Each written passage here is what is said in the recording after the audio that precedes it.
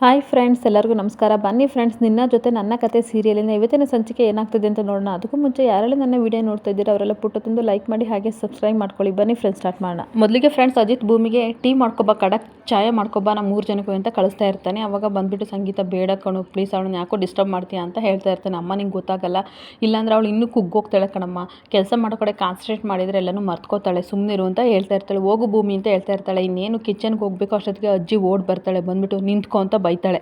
ನೋಡು, ಎಲ್ಲಿಗೆ ಹೋಗ್ತಿದ್ದೀಯ ನೀನು? ಕಿಚನ್ಗೆ ಹೋಗ್ತಾ ಇದೆಯಾ?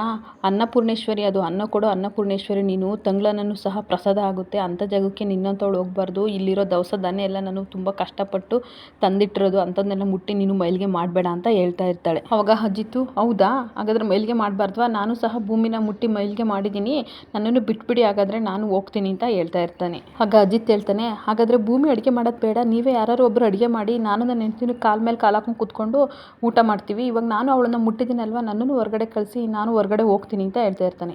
ಅದೆಲ್ಲ ನನಗೆ ಗೊತ್ತಿಲ್ಲ ಅಜಿತ, ಅವಳಿಗೆ ಯೋಗ್ಯತೆ ಅರ್ಹತೆ ಯಾವುದೂ ಇಲ್ಲ, ಅಂಥವಳು ಹೋಗ್ಬಾರ್ದು ಅಷ್ಟೇ ಅಂತ ಹೇಳ್ತಾ ಇರ್ತಾಳೆ ಅಜ್ಜಿ. ಅದಕ್ಕೆ ಅಂಜನಾ, ಅಂಥವಳು ಅಂದರೆ ಏನು ಅರ್ಥ ಅಜ್ಜಿ ಅಂತ ಅಂದಾಗ ಅಜಿತ್ ಹೇಳ್ತಾನೆ, ಈಗ ಚಿಕ್ಕ ಮಕ್ಕಳು ಮೇಣದ ಬತ್ತಿ ಹತ್ರ ಹೋಗಬೇಡ, ಅದು ಸುಟ್ಟೋಗುತ್ತೆ ಅಂತ ಹೇಳ್ತಾರಲ್ಲ, ಭಯ ಇರುತ್ತಲ್ವ, ಅದಕ್ಕೋಸ್ಕರ ಕೇರ್ ಮಾಡ್ತೀವಲ್ಲ, ಅದೇ ರೀತಿ ಅಜ್ಜಿ ಭೂಮಿನ ಕೇರ್ ಮಾಡ್ತಾರೆ ಅಂತ ಹೇಳ್ತಾ ಇರ್ತಾನೆ. ಆ ಥರ ಏನೂ ಇಲ್ಲ, ನಾನು ಇಂಥವಳ ಬಗ್ಗೆ ಕೇರ್ ಮಾಡಲ್ಲ ಅಂತ ಅಜ್ಜಿ ಸಿಟ್ಕೋತಾ ಇರ್ತಾಳೆ.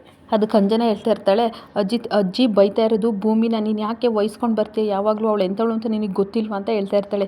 ಹೇಳು, ಎಂಥವಳು ನನ್ನ ಹೆಂಡ್ತಿ, ಎಂಥವಳು ಹೇಳು ಅಂತ ಹೇಳ್ತಾ ಇರ್ತಾಳೆ.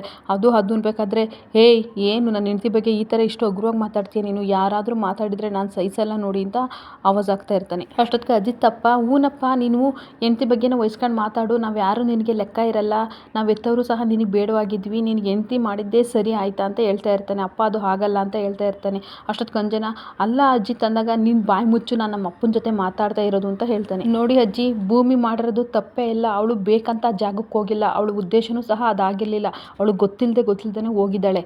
ಆದರೆ ಅದನ್ನು ನಾನು ನಂಬಕ್ಕೆ ರೆಡಿಯಲ್ಲ, ಒಂದಲ್ಲ ಒಂದು ದಿನ ನಾನು ಅದನ್ನು ಪ್ರೂಫ್ ಸಮೇತ ತಂದು ನಿಲ್ಲಿಸ್ತೀನಿ ನಿಮ್ಮ ಹತ್ರ. ಅಲ್ಲಿವರೆಗೂ ಸಹ ನಾನು ಹೆಂಡ್ತಿನ ನಾನು ಕೈ ಬಿಡಲ್ಲ, ನೀವು ಯಾರು ಒಪ್ಪಲಿ ಬಿಡಲಿ, ನಾನು ಜೀವನ ಪೂರ್ತಿ ನನ್ನ ಹೆಂಡ್ತಿ ಜೊತೆ ಕೈ ಹಿಡ್ಕೊಂಡಿರ್ತೀನಿ. ನಾನು ಬಾಚಿ, ನಾನು ಹೋಗೋಣ, ನೀನು ಹಸಿವಾದರೆ ನಮಗೆ ಹೋಟ್ಲಿದೆ, ನಿದ್ದೆ ಬೇಕು ಅಂತ ಅಂದರೆ ನನ್ನ ತೋಳಲ್ಲಿ ಮಲಗಿವಂತೆ ಅಂತ ಅಂದ್ಕೊಂಡು ಕರ್ಕೊಂಡು ಹೋಗ್ತಾನೆ. ಈ ಕಡೆ ದೇವ್ಯಾನಿ ಮತ್ತು ಅಶ್ವಿನಿ ಇಬ್ಬರು ಮಾತಾಡ್ತಾ ಇರ್ತಾರೆ. ಮೇಡಮ್, ಆದಷ್ಟು ಬೇಗ ನಾವು ಭೂಮಿನ ಮನೆಯಿಂದ ಹೋಗ್ಸೋ ಪ್ಲ್ಯಾನ್ ಮಾಡೋಣ ಅಂತ ಹೇಳ್ತಾ ಇರ್ತಾಳೆ ಅಶ್ವಿನಿ. ಅವಾಗ ದೇವ್ಯಾನಿ ಹೇಳ್ತಾಳೆ, ಅದ್ರ ಬಗ್ಗೆ ನೀನು ಚಿಂತೆ ಮಾಡಬೇಡ, ಅದ್ರ ತನ್ನ ಪಾಡಿಗೆ ತಾನು ಹೋಗ್ತಾ ಇದೆ, ಇವಾಗ ಆಲ್ರೆಡಿಯ ಕಬ್ಬಣ ಕಾದಿದೆ, ನಾವು ಅದನ್ನು ಮುಟ್ಟಿಸೋಣ, ನೀನು ಆದಷ್ಟು ಬೇಗ ಮನಸ್ವಿನಿಯಾಗಿ ಬದಲಾಗು, ಇದು ಒಳ್ಳೆ ಸಮಯ ಅಂತ ಹೇಳ್ತಾ ಇರ್ತಾಳೆ. ಮೇಡಮ್, ಶ್ರವಣ್ ಇಲ್ಲ, ಹೇಗೆ ನಾವು ಬದಲಾಗೋದು, ಈಗ ಅದರ ಅವಶ್ಯಕತೆ ಇದೆಯಾ ಅಂದಾಗ, ಅವನೊಬ್ಬ ದಡ್ಡ ಅಶ್ವಿನಿ ಮಗಳನ್ನ ಇಲ್ಲೇ ಇಟ್ಕೊಂಡು ಊರೆಲ್ಲ ಸುತ್ತಾಡ್ತಿದ್ದಾನೆ, ಅವನಿಲ್ಲದ್ರೇನು, ಇನ್ನೊಬ್ಬ ದಡ್ಡ ಇದ್ದಾನೆ ಇಲ್ಲಿ ರಾಮ, ಅವನಿಗೆ ನೀನು ಮನಸ್ವಿನಿ ಅಂತ ಗೊತ್ತಾದರೆ ಸಾಕು, ತಂತಾನಾಗೆ ಸುದ್ದಿ ಎಲ್ಲ ಕಡೆ ಹರಡುತ್ತೆ ಅಂತ ಹೇಳ್ತಿರ್ತಾಳೆ. ಹೌದಾ, ಆ ಥರ ಬೇರೆ ಇದೆಯಾ, ಹಾಗಾದರೆ ಪ್ಲ್ಯಾನ್ ಮಾಡೋಣ ಅಂತ ಇಬ್ಬರು ಮಾತಾಡ್ಕೋತಾ ಇರ್ತಾರೆ. ಇನ್ನೊಂದು ಕಡೆ ಅಂಜನ ಬಂದು ರೂಮಿಗೆ ಅಜಿತ್ ಊಟಕ್ಕೆ ಬರಬೇಕಂತೆ, ಅದು ನೀನು ಒಬ್ಬನೇ ಅಂತೆ, ಮನೆಯವರೆಲ್ಲ ಕರಿತಿದ್ದಾರೆ ಬಾ ಅಂತ ಬಂದು ಹೇಳ್ತಾಳೆ. ಅವಾಗ ಭೂಮಿ ಸಾಹೇಬ್ರೆ, ನೀವು ಹೋಗಿ ಊಟ ಮಾಡ್ಕೊ ಬನ್ನಿ, ನನಗೆ ಊಟ ಮಾಡಿಸಿದಿರಲ್ಲ ಅಂತ ಕಳಿಸ್ಕೊಡ್ತಾಳೆ. ಈ ಕಡೆ ಕೆಳಗಡೆ ಎಲ್ಲರೂ ಸಹ ಊಟ ಮಾಡ್ತಾ ಇರ್ತಾರೆ. ಅವಾಗ ಲಕ್ಷ್ಮಿ ಹೇಳ್ತಾಳೆ ಸಂಗೀತಕ್ಕ ಊಟ ಮಾಡಿ, ಯಾಕೆ ಹಾಗೆ ಯೋಚನೆ ಮಾಡ್ತಾ ಇದ್ದೀರಾ ಅಂತ. ಇನ್ನೇನಮ್ಮ ಮಾಡಲಿ, ಗಂಟ್ಲಿಗೆ ಅನ್ನನೇ ಇಳಿತಾ ಇಲ್ಲ, ನಾನು ಏನು ಮಾಡಲಿ, ನನಗೆ ತುಂಬ ಬೇಜಾರಾಗಿದೆ ಅಂತ ಹೇಳ್ತಾ ಇರ್ತಾಳೆ. ಅಷ್ಟೊತ್ತಿಗೆ ಅಜಿತ್ ಬರ್ತಾನೆ.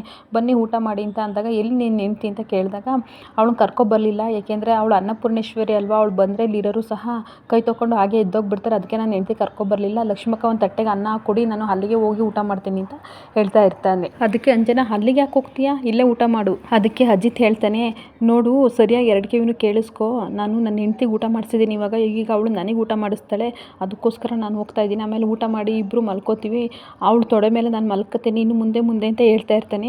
ಅಪ್ಪ ಅಂತ ಸಿಡ್ಕೋತಾ ಇರ್ತಾಳೆ. ಆಮೇಲೆ ಊಟ ತಗೊಂಡು ರೂಮ್ ಒಳಗಡೆ ಹೋಗ್ತಾನೆ. ಸಾಹೇಬ್ರೆ ಊಟ ಮಾಡಿ ಬನ್ನಿ ಅಂತ ಹೇಳ್ತಾ ಇರ್ತಾಳೆ ಭೂಮಿ. ಅವಾಗ ನನಗೆ ಹಸಿವಿಲ್ಲ ಅಂದ್ಬಿಟ್ಟು ಅನ್ನ ಹಿಡ್ಕೊಂಡು ಹಾಗೆ ನಿಂತಿರ್ತಾನೆ. ಸರಿ ಕೈ ಬರ್ತೀನಿ ಅಂತ ಹೋಗ್ತಾನೆ. ಈ ಕಡೆ ಸಂಗೀತ ಬರ್ತಾಳೆ. ಸಂಗೀತ ಬಂದ್ಬಿಟ್ಟು, ಭೂಮಿ ನೋಡು, ಇಡೀ ಪ್ರಪಂಚನೇ ನಿನ್ನ ಕಡೆ ಬೆರಳು ಮಾಡಿ ತೋರಿಸ್ತಿದ್ದೆ, ಆದರೆ ನಿನ್ನ ಗಂಡ ಮಾತ್ರ ನಿನ್ನನ್ನು ತುಂಬ ನಂಬ್ತಾ ಇದ್ದಾನೆ, ಅದಕ್ಕೋಸ್ಕರ ನೀನು ಯಾವುದೇ ಹೆದರಿಕೆ ಬೇಡಮ್ಮ, ನಿನಗೆ ಭಯ ಪಡ್ಕೋಬೇಡ ಆಯಿತಾ, ನಿನ್ನ ಗಂಡ ನಂಬಲಿಲ್ಲ ಅಂದರೆ ನೀನು ಭಯ ಪಡ್ಕೋಬೇಕಿತ್ತು, ತುಂಬ ಒಳ್ಳೆ ಗಂಡ ಇಂತಾನೆ, ನೀನು ಮಿಸ್ ಮಾಡ್ಕೋಬೇಡ, ಚಿನ್ನದಂಥ ಗಂಡ ಅಂತ ಹೇಳ್ತಾ ಇರ್ತಾಳೆ.